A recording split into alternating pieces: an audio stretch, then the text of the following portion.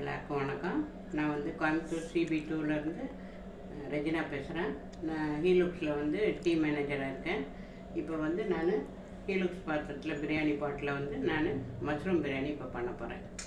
இப்போ மஷ்ரூம் பிரியாணிக்கு தேவையான பொருள் என்னன்னு கேட்டிங்கன்னா, தக்காளி, புதினா, வெங்காயம், பச்சை மிளகாய், இஞ்சி பூண்டு பேஸ்ட்டு, அது தாளிக்கிறதுக்கு வந்து கொஞ்சம் முந்திரி, சோம்பு, ஏலக்காய், கிராம்பு, பிரியாணி இலை, தாளிக்கிறதுக்கு எண்ணெய், இது மஷ்ரூமு. இப்போ நான் பிரியாணி பாட்டு வச்சுக்கிறேன். பிரியாணி பாட்டு எண்ணெய் காஞ்சோன்னு எண்ணெய் ஊற்றுறேன். எண்ணெய் காஞ்சதுக்கப்புறம் ஒரு 2 ஸ்பூன் எண்ணெய் தான் விட்டுருக்கேன். இப்போ எண்ணெய் காஞ்சிடுச்சு. எண்ணெய் காஞ்ச கொஞ்சம் சோம்பு, 2 ஏலக்காய், 2 கிராம்பு, கறி லீஃப்,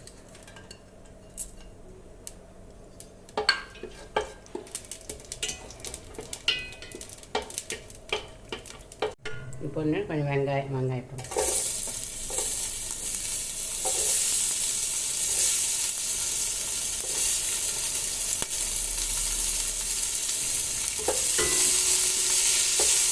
வெங்காயம் வணங்கிட்டு இப்போ தக்காளி போடலாம்.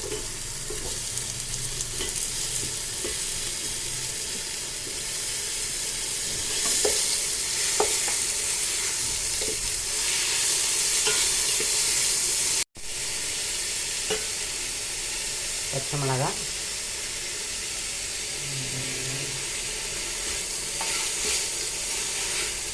வெங்காயம், புதினா, தக்காளி, பச்சை மிளகாய் போட்டு வதக்கிட்டு அதுலேயே கொஞ்சம் இஞ்சி பூண்டு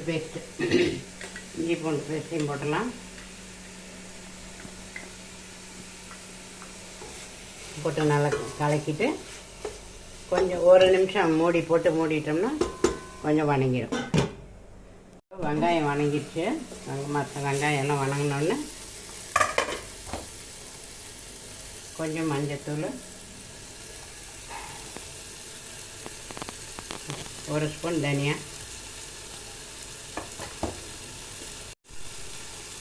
பச்சை மிளகாய் போட்டுக்கிறதுனால மிளகாத்தூள் 2 ஸ்பூன் போதும். கொஞ்சம் சால்ட்டு, கொஞ்சமாக சால்ட் போட்டுட்டு வதக்கிடலாம். கொஞ்சம் தயிரையும் ஊற்றி வதக்கிடலாம். கொஞ்சம் வணங்கட்டும்.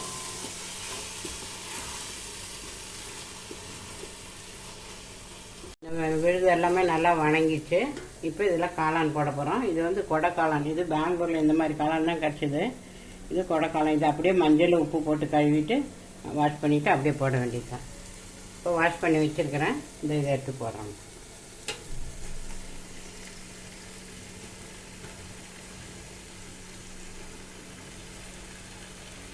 நல்லா கலக்கி விடலாம்.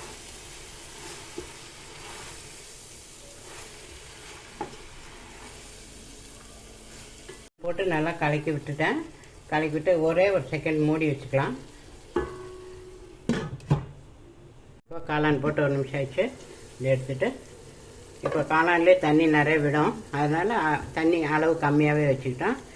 வழக்கமாக 2.5 கிளாஸ் ஒரு ஆழத்துக்கு 2.5 ஊற்றுவேன். இப்போ 2 தான் ஊற்றிருக்கிறேன்.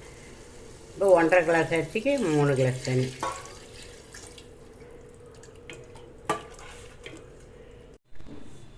இப்போ தண்ணி நல்லா கொதிக்குது. தண்ணி நல்லா கொதிச்சோன்னே இந்த அரிசி எடுத்து போட்டுக்கலாம்.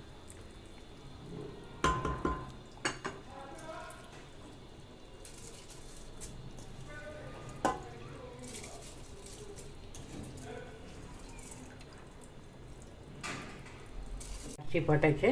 இந்த இப்போ மூடி வச்சிடலாம். அந்தானே எடுப்போம். இப்போ பிரியாணி ரெடி ஆயிடுச்சான்னு பார்ப்போம். கறி ரெடியாக இருக்குது. மேலே மட்டும் கொஞ்சம் ஒரே ஒரு ஸ்பூனு நெய்யை ஊற்றிட்டு கலக்கி விடுவோம்.